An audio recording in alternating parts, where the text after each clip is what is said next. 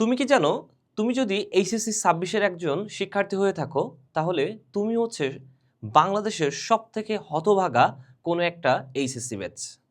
কারণ বাংলাদেশের এর আগে কোনো ব্যাচ এত কিছুর সম্মুখীন হয়নি।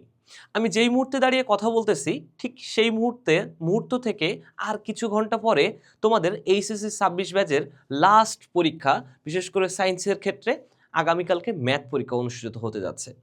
ঠিক এর ভিতরেই তোমাদের মধ্যে চলে এসেছে কিন্তু তোমাদের ভর্তি পরীক্ষা, অর্থাৎ বিশ্ববিদ্যালয় ভর্তি পরীক্ষার সার্কুলার। এবং সবথেকে বড় ইন্টারেস্টিং পয়েন্ট হচ্ছে, তোমাদের স্বপ্নের যে জায়গাটা, অর্থাৎ সবাই যে স্বপ্নটা দেখে থাকে ঢাকা ইউনিভার্সিটিতে পড়ার বা যে কোনো একটা পাবলিক ইউনিভার্সিটি পড়ার, তার প্রথম যে চালনা বা প্রথম যে যাত্রার পথটা, অর্থাৎ ঢাকা ইউনিভার্সিটির পরীক্ষার ডেটটা কিন্তু তোমাদের এই পরীক্ষার মধ্যেই দিয়ে দিয়েছে। অথচ প্রতিবার হয় কি, তোমাদের একটা নির্দিষ্ট টাইম, অর্থাৎ পরীক্ষা, এইচএসসি পরীক্ষা শেষ হওয়ার, প্র্যাকটিক্যাল পরীক্ষার শেষ হওয়ারও কিছুদিন পরে এসে তারপর একটা টাইম বেঁধে তারা কি করে, মিটিং করে একটা সিদ্ধান্ত নেয়। অথচ তুমি কিন্তু এইচএসসি 26 ব্যাচ, যে কিনা তুমি 2 দিন আগে পরীক্ষাটা কবে শেষ হবে এটা নিয়েই তোমরা সন্দিহান ছিলে। কারণ তোমাদের পরীক্ষার মাঝখানে বিভিন্ন জেলায় বন্যাসহ বিভিন্ন দুর্যোগের সম্মুখীন ছিল, এবং তোমাদের বিভিন্ন প্রশ্নের কাঠামোর বিষয়ে বা আনুষঙ্গিক বিভিন্ন বিষয়ে তোমরা আন্দোলনের পরে তারপর তোমরা কিন্তু পরীক্ষার হলে বসেছো কিন্তু এই কিছুদিন আগেই। তাহলে তুমি নিশ্চিতভাবে এখন তুমি বুঝতে পারতেছো কেন তুমি একটা হতভাগা ব্যাচ।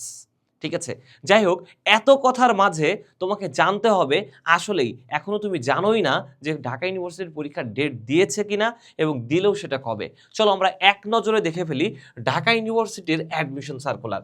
অর্থাৎ ভর্তি পরীক্ষার টাইম দিয়ে দিয়েছে প্রত্যেকটা ইউনিটের ক্ষেত্রে। তোমরা জানো ঢাকা ইউনিভার্সিটির ক্ষেত্রে বিশেষ করে বিজ্ঞান বিভাগ, তারপর হচ্ছে কলা বিভাগ এবং কি তোমাদের হচ্ছে ব্যবসা বিভাগ, এই 3টা বিভাগ সম্পর্কে।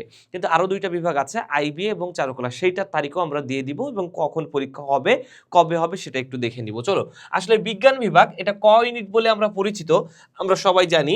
এবং এই পরীক্ষাটা অনুষ্ঠিত হবে তোমাদের 12ই ডিসেম্বর। কবে অনুষ্ঠিত হবে বলো তো? 12ই ডিসেম্বর। তার মানে বুঝতেই পারতেছো যে পরীক্ষা কতটা সন্নিকটে তোমাদের পরীক্ষা। অর্থাৎ এই মুহূর্তে চলতেছে তোমাদের হচ্ছে আমাদের আগস্টের আজকে 3 তারিখ। তার মানে আগস্ট মাস বলতে বলতে চলে যাবে। আমি যদি আগস্টের 3 তারিখ থেকে হিসাব করে রাখি, আগস্ট, সেপ্টেম্বর, অক্টোবর, নভেম্বর, তার মানে আগস্টের পরে সেপ্টেম্বর, অক্টোবর, নভেম্বর, 3 মাস পরে তোমাদের পরীক্ষা অনুষ্ঠিত হতে যাচ্ছে। এই 3 মাসের মধ্যে কি করবে তুমি এখনো জানোই না অ্যাডমিশনের যাত্রা সম্পর্কে, অথচ তোমাদের এর ভিতরেই কিন্তু পরীক্ষার ডেটও দিয়ে ফেলেছে।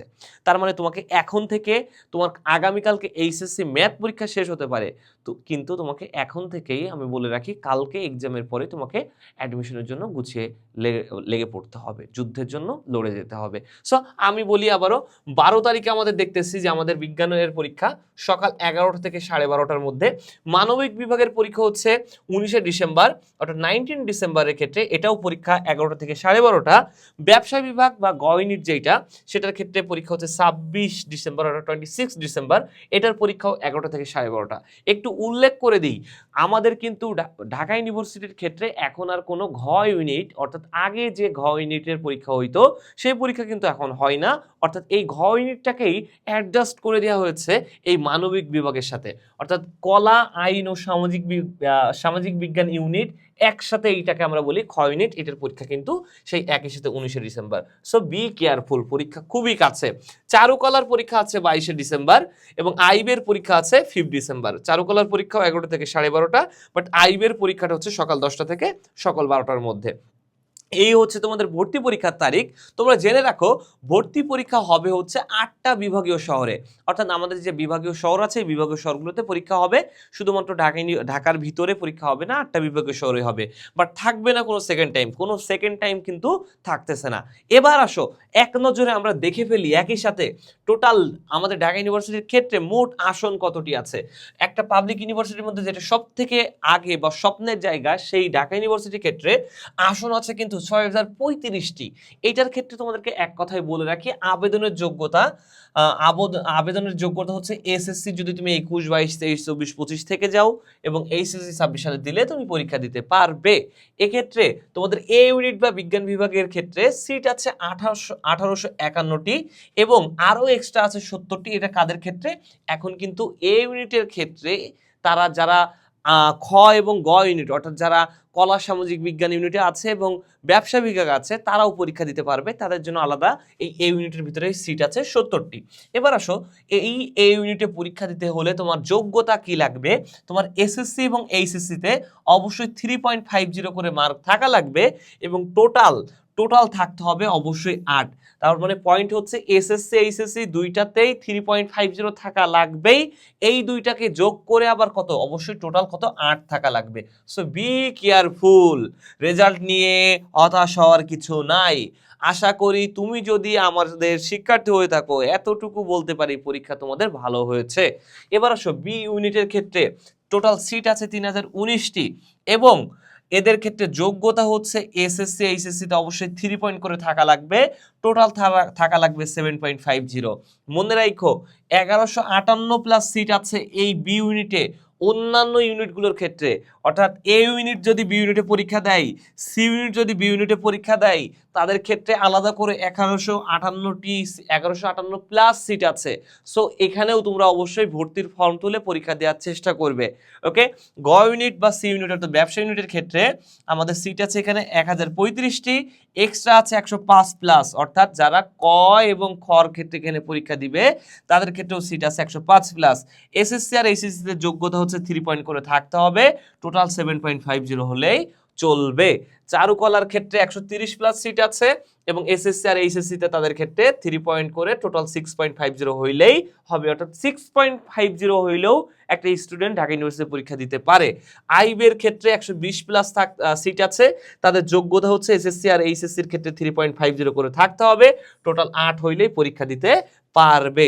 এইটাই ছিল আমাদের কথা এবং টোটাল মান বন্টন আমরা জানি, এমসিকিউতে 60 মার্ক, রিটেন হচ্ছে 40, টোটাল জিপিএ হবে 20 মার্কের জিপিএ, অর্থাৎ এসএসসি তে তোমার যে পয়েন্ট আছে তাকে তুমি 2 দ্বারা গুণ করবে, এইচএসসি তে যা আছে তাকে তুমি 2 দ্বারা গুণ করবে। ধরলাম, আমি একটু উদাহরণ দিই, ধরলাম এসএসসি তে তোমার 4 পয়েন্ট আছে এবং এইচএসসি তে কত আছে? এইচএসসি তেও আছে তোমার হচ্ছে 4 পয়েন্ট। তাহলে এখন তুমি কি করবা? দুইটাকেই তুমি হচ্ছে 2 দ্বারা গুণ করবা। ডাইরেক্টলি আমি বলি, এসএসসি তে তোমার আছে কত? 4, তোমার এইচএসসি তে কত আছে? 4, তুমি দুইটাকেই 2 দ্বারা গুণ করবা, অর্থাৎ 4 দোকানে 8 আর 8 টোটাল 20 এর মধ্যে 16, অর্থাৎ তুমি 4 মার্ক তোমার কাটা যাবে। এই 4 মার্ক কাটা গিয়ে তোমাকে পরীক্ষা দিতে হবে। যদি 5 পয়েন্ট করে থেকে থাকে তাহলে তুমি 20-এ 20 পাচ্ছ। ওকে, আই থিঙ্ক বুঝতে পেরেছো। এই ছিল তো টোটাল আমাদের ঢাকা ইউনিভার্সিটির সার্কুলার নিয়ে কথাবার্তা। ভয় পাওয়ার কিছু নাই, অলরেডি কিন্তু আমরা আমাদের হালকেনস্টাইন থেকে কিন্তু আমাদের টোটাল ভার্সিটি অ্যাডমিশনের টোটাল সকল কোর্স আমরা কিন্তু অলরেডি তোমাদের উদ্দেশ্যে আমরা সার্কুলার করে দিয়েছি এবং অলরেডি আমাদের কোর্স রেডি হয়ে গেছে এবং তোমাদের ক্ষেত্রে ওয়েবিনার করে আমরা কিন্তু টোটাল কি থাকতেছে আমাদের অ্যাডমিশন নিয়ে সকল কিছু কিন্তু আমরা বলে দিয়েছি। এখন এই এনরোলমেন্টের জন্য তোমরা এস কোর্স বা হালকেনস্টাইনের ওয়েবসাইটে চলে যাও, তোমরা ওখান থেকে তোমাদের সকল ধরনের কোর্স কিনে তোমরা ক্লাস শুরু করে দাও। আশা করি এই যুদ্ধে তুমি সফল হবে। আসসালামু আলাইকুম।